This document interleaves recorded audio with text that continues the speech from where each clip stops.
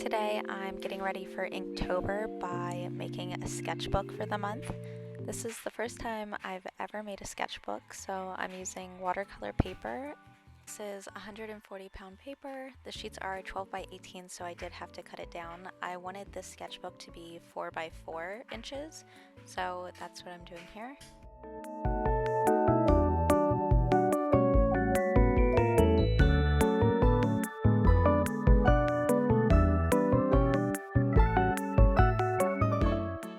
Once I had all my sheets cut down to size, I did need to score them on the back just so they folded a little bit easier. During this whole process, I was following a couple different YouTube videos, mostly Sea Lemons. I'll link her profile in the description because those were the most helpful. Once I was finished scoring them, I put them aside and I got to work on cutting out my backing. I wanted this to be a hardcover sketchbook, so I cut out the front and back piece, and then I also cut out a spine. Since I've never made a book before, I don't have any of the tools, so I'm just using a push pin to make the holes for the thread to go through. I tried to keep them 2 centimeters apart from each other, but I ended up marking it wrong, so I had to go back and make new marks.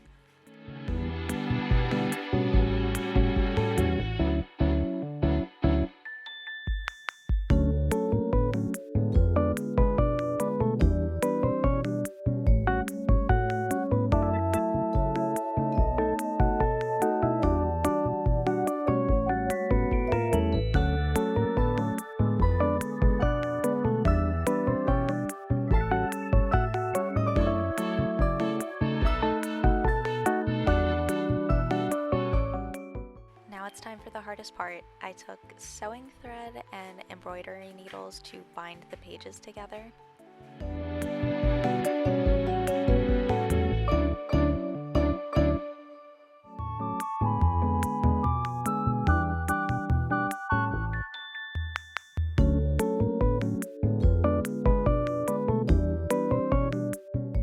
Since I was using string instead of the bookbinding thread, I ended up doubling the string up. This part took the most time and patience, but since I was following along a tutorial, it helped a lot. There was a couple times where I had to take the needle back through and restart on a page, or the string was getting caught at the bottom of the pages.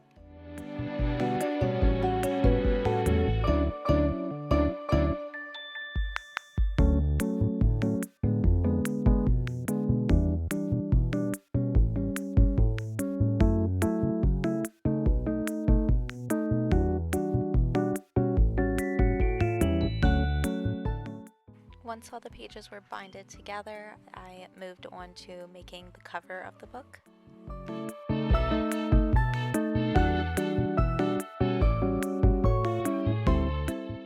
I had 2 types of fabric that I wanted to use, but since it's October, I ended up going with the pumpkin one. But I really did enjoy this process, and I want to make another sketchbook, so I'll probably end up using the other one in the future.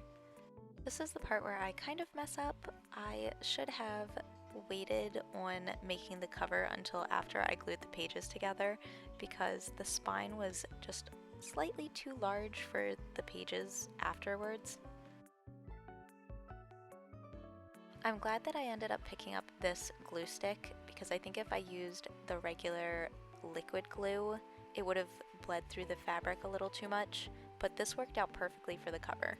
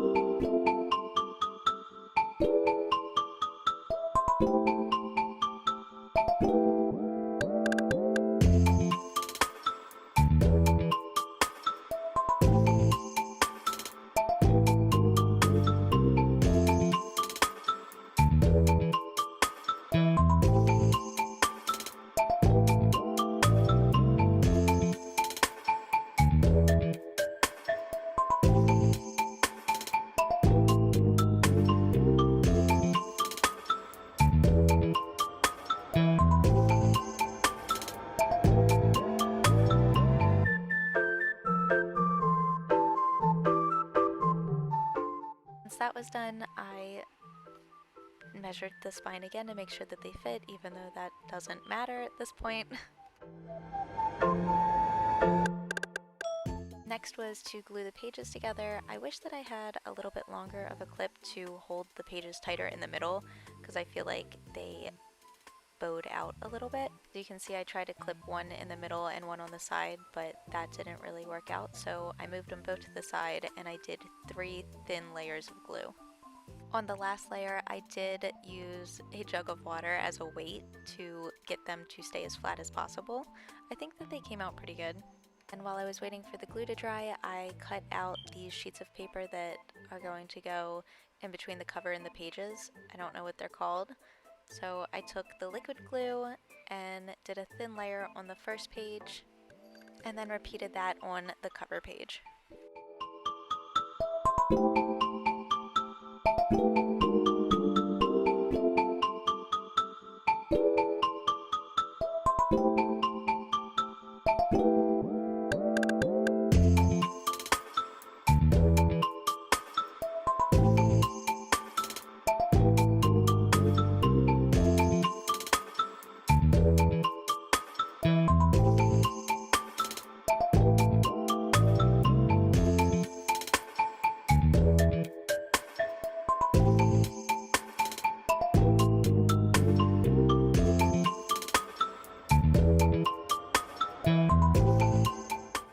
I think this came out so nice. It has 34 pages, it's a nice size, it's so cute.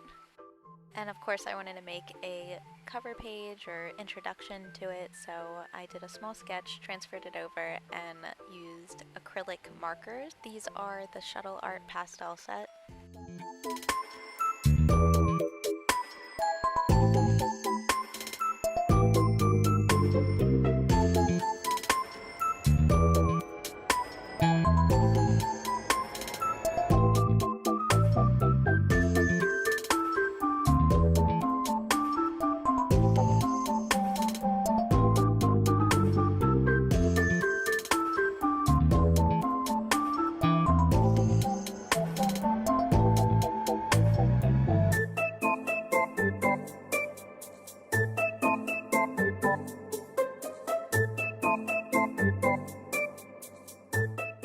And the last step before I start working in it for October is the prompt list, so I just wrote that down on the first 2 pages. I'm excited to be doing Inktober again this year. Last year was the first year that I completed it fully without breaks or missing a day or anything, so hopefully this year I can do the same.